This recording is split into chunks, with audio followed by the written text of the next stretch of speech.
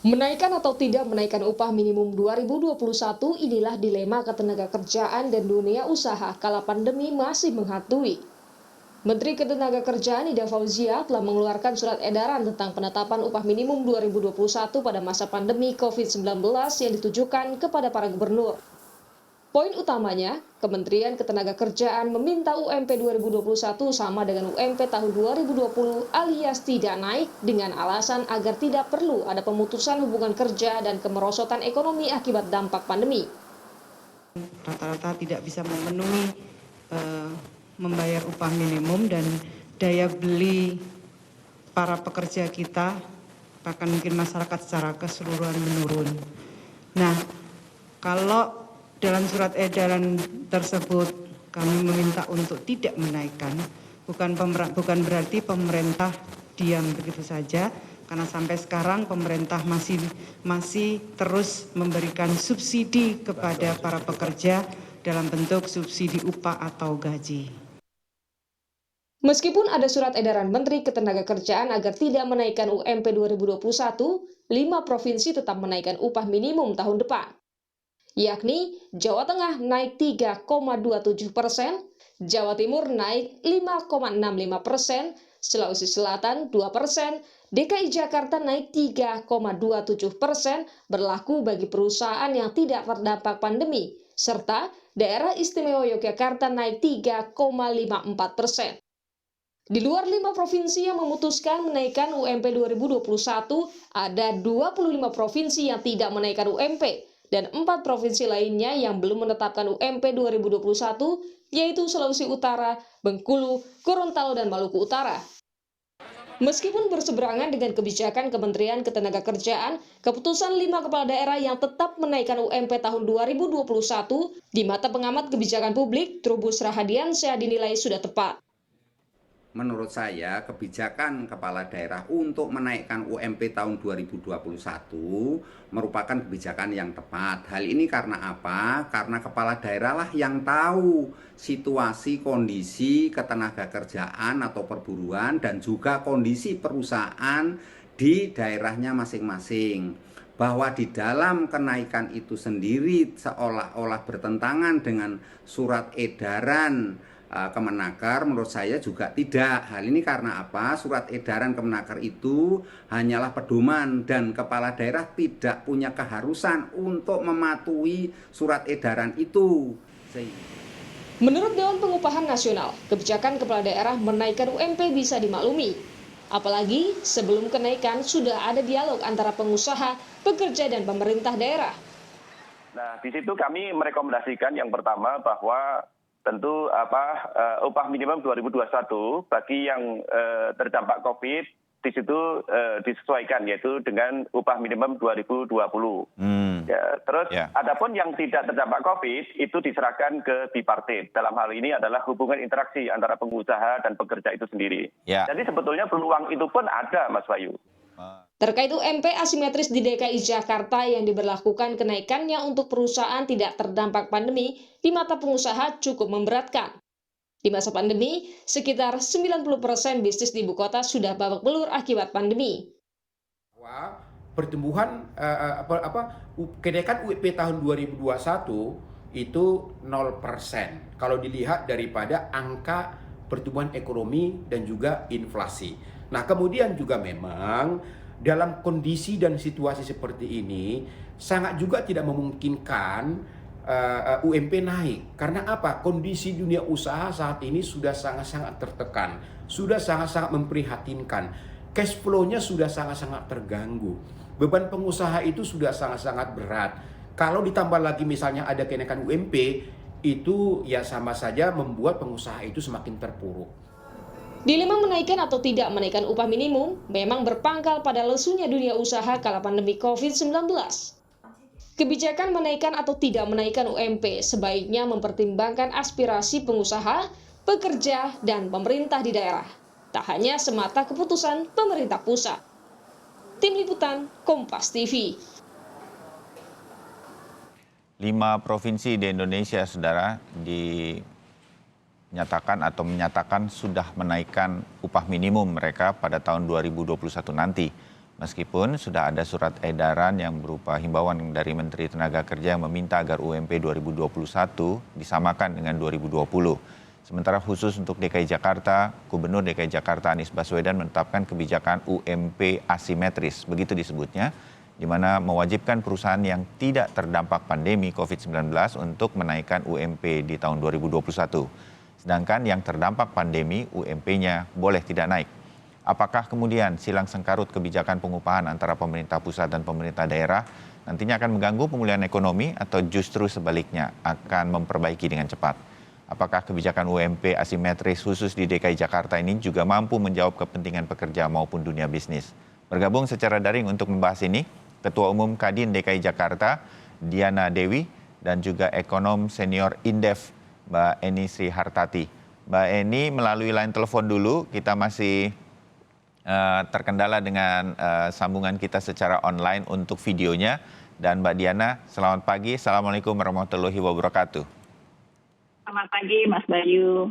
Ya. Waalaikumsalam warahmatullahi wabarakatuh. Ya, saya coba Mbak Eni di line telepon. Mbak Eni, selamat pagi. Mas Bayu, Ya. Assalamualaikum. Waalaikumsalam. Sambil kita coba terus sambungan video ya Mbak Eni, terima kasih bergabung. Oke, kita ngobrol santai saja nih dengan Mbak Diana juga dengan Mbak Eni. Mbak Diana, boleh konfirmasi, saya sempat mendengar begitu bahwa kebijakan asimetris UMP DKI Jakarta ini atas usulan Kadin DKI Jakarta. Sebenarnya seperti apa? Benar begitu? Iya Mas, jadi di Dewan Pengupahan salah satu unsurnya adalah kami dari Kadin. Ya. Pada saat ingin rapat terakhir, teman-teman di Dewan Pengupahan yang mewakili Kadin meminta petunjuk bahwa apa yang harus kita berikan informasi tersebut. Ya, saya sampaikan, kita tidak punya kewenangan di Kadin, tetapi saya akan menghimbau kepada teman-teman pengusaha yang mempunyai kondisi berbeda dengan teman-teman yang pada saat pandemi babak belur. Jadi sebaiknya teman-teman yang masih positif cash flow-nya dan sektor industrinya masih berjalan pada saat pandemi, kita berharap untuk tetap menaikkan UMP. Itu Mas. Oh iya.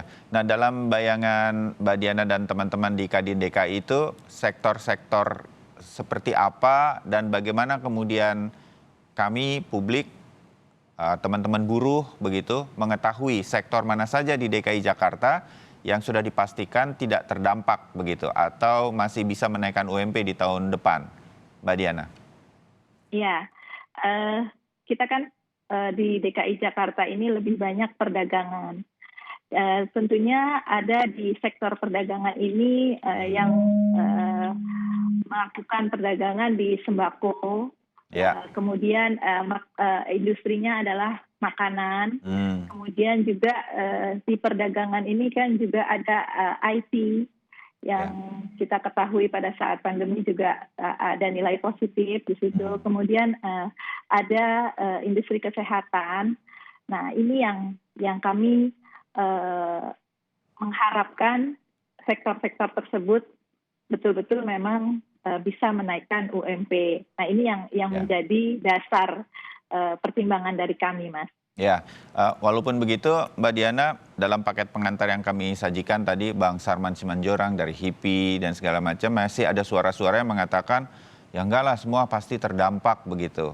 Nah, bagaimana harapan dari Mbak Diana yang barusan disampaikan ini bisa sejalan dengan kalau saya pengusaha atau pedagang juga belum tentu saya juga saya bisa survive begitu, tapi apakah benar-benar kemudian bisa menaikkan UMP tahun depan? Nah, hal ini bagaimana kemudian menyelaraskannya sehingga buruh nggak dapat mimpi atau PHP begitu kira-kira untuk DKI Jakarta, Mbak Diana?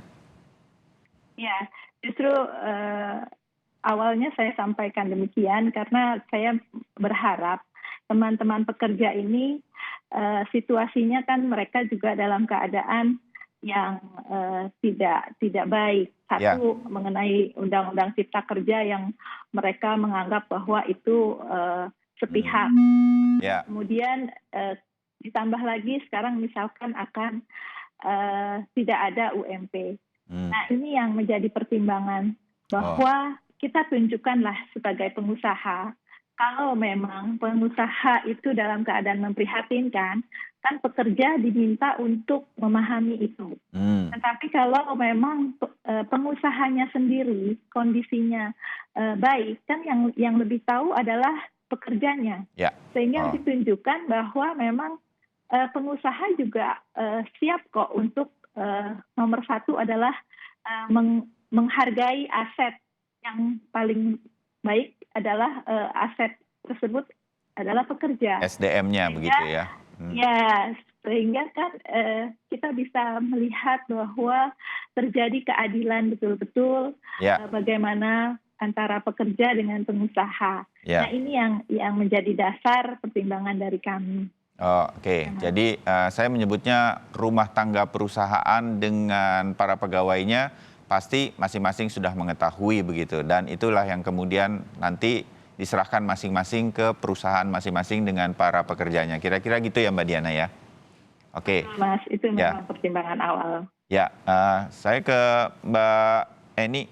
Mbak Eni, bagaimana soal ini kalau dilihat dari sisi Indef melihatnya dari kebijakan asimetris untuk menaikkan UMP bagi Pemprov DKI Jakarta? Indef melihat seperti apa, Mbak Eni? It is okay atau kemudian nanti akan jadi membingungkan?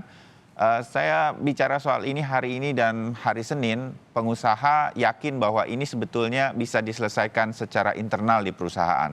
Antara perusahaan dengan para pegawainya itu akan terjadi komunikasi sebetulnya, seperti Mbak Diana katakan. Mbak Eni melihatnya?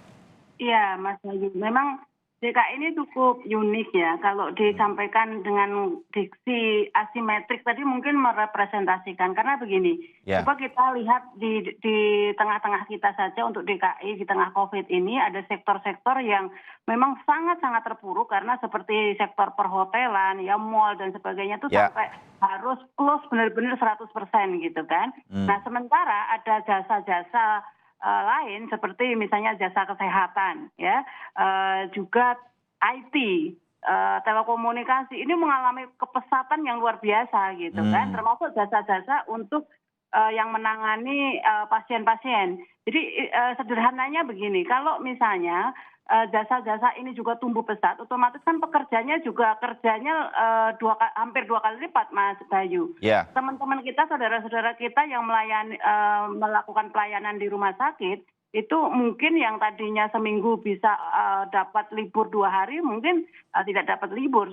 IT juga demikian. Untuk penyambungan karena sekolah harus daring, itu beberapa layanan telekomunikasi itu juga sampai ngantri, sampai nggak ada hari libur gitu. Nah, kalau sektor-sektor yang mengalami pertumbuhan pesat ini juga diperlakukan hal yang sama seperti halnya sektor-sektor hotel, akomodasi tadi, maka nggak fair gitu kan.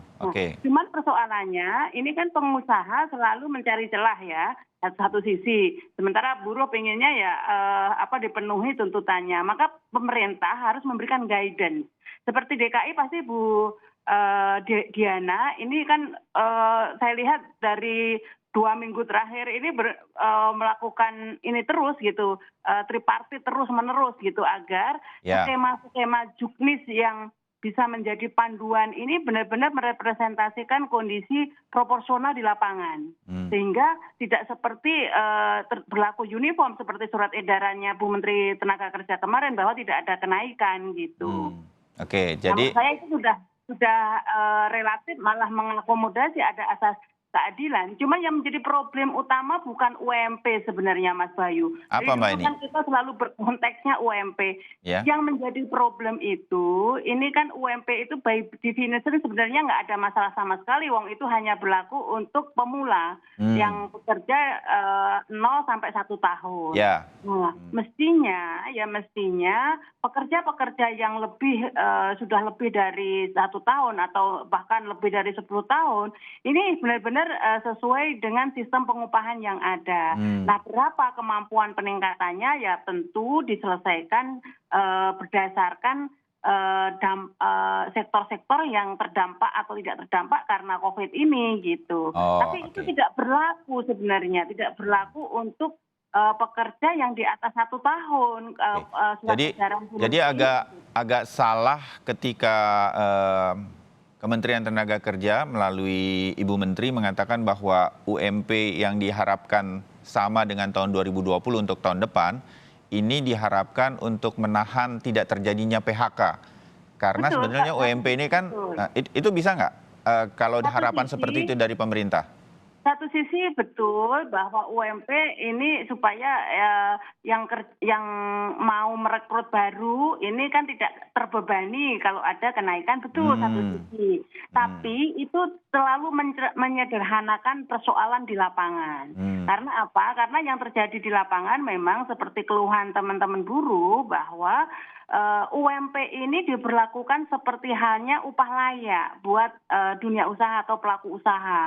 Mungkin tidak semuanya ya, Bu Diana pasti tidak gitu kan. Tapi saya lihat sebagian besar industri-industri padat karya yang tidak membutuhkan keahlian dan keterampilan khusus, ini banyak yang menerapkan bahwa UMP itu upah layak, Mas Bayu. Jadi ini yang mengkhawatirkan para teman-teman buruh tentu kalau ini tidak ada kenaikan ya bagaimana mereka akan menghadapi dampak dari pandemi ini, kira-kira begitulah gitu. Nah, sehingga Kementerian Tenaga Kerja maupun juga Dinas Tenaga Kerja ini benar-benar harus memanfaatkan ini sebagai momentum untuk benar-benar menjelaskan sejelas-jelasnya bahwa UMP itu hanya berlaku untuk 0 sampai 1 tahun. Nah, sistem pengupahan di sektor real kita, terutama di industri-industri ini harus dilakukan monitoring betul bagaimana mereka memberlakukan sistem pengupahan gitu. Ya, Mbak Diana, sebenarnya di lapangan ada nggak kekhawatiran itu terjadi yang disampaikan Mbak Eni, bahwa kemudian disamaratakan saja ini untuk terutama yang padat karya tadi. Nah, kalau itu terjadi itu siapa yang mengawasi, siapa yang kemudian membenarkan? Saya rasa Kadin DKI Jakarta sih sama pemikirannya, tidak berharap itu yang terjadi. Tapi bisa saja kan itu yang dilakukan begitu di lapangan. Mbak Diana. Iya, Mas. Seperti yang kita ketahui berita-berita terakhir bahwa DPRD sendiri mengharapkan segera ada juknis dari Pak Gubernur ya. Petunjuk teknis ya, juknis. Betul. Dan sekarang ini seperti yang disampaikan Bu Eni bahwa 2 minggu ini kita sibuk sekali untuk bagaimana membuat mekanismenya yang memang berkeadilan. Ya. Nah, ini yang sekarang dilakukan, Mas. Oke. Nah, ini masih dalam pembahasan karena ini kan jadi penting begitu bagi kedua belah pihak, terutama bayangan saya, sehingga buruh mendapatkan kepastian kira-kira tahun 2021 itu seperti apa, kenaikannya di sektor mana saja, walaupun mungkin bisa dirasakan oleh para buruh kalau pabrik saya tidak bekerja selama beberapa bulan, berarti saya tidak akan ada kenaikan UMP, kira-kira begitu. Tapi saya juga ingin mengatakan bahwa bagaimana juknis ini juga bisa diterima dan kemudian dijalankan oleh para pengusaha di DKI Jakarta, karena masih ada suara-suara yang mengatakan keberatan bahwa asimetris UMP ini dilakukan di DKI Jakarta, karena sebenarnya semua terdampak begitu. Mbak Diana, berkaitan dengan itu, bagaimana kemudian juknis ini nanti bisa adil bagi kedua belah pihak, tidak hanya bagi buruh tapi juga pengusaha? Iya, Mas. Sebenarnya dari kasat mata pun kita udah bisa melihat bahwa mana yang sektor-sektor terdampak dan sektor-sektor yang tidak terdampak. Dan memang sebenarnya kembalinya kepada perusahaan masing-masing. Dengan hal semacam itu nggak perlu tetap dikategorikan sehingga disebutkan oleh Pemprov DKI sehingga tidak bisa mengelak lagi, atau gimana begitu bayangannya? Atau kan kalau kasat mata menurut Mbak Diana atau saya gitu, jangan-jangan pengusaha bilang enggak, saya nggak naik juga atau apa, kira-kira begitu? Iya, itu sudah sedang disusun. Oke. Khususnya oleh tripartit ya, Mas.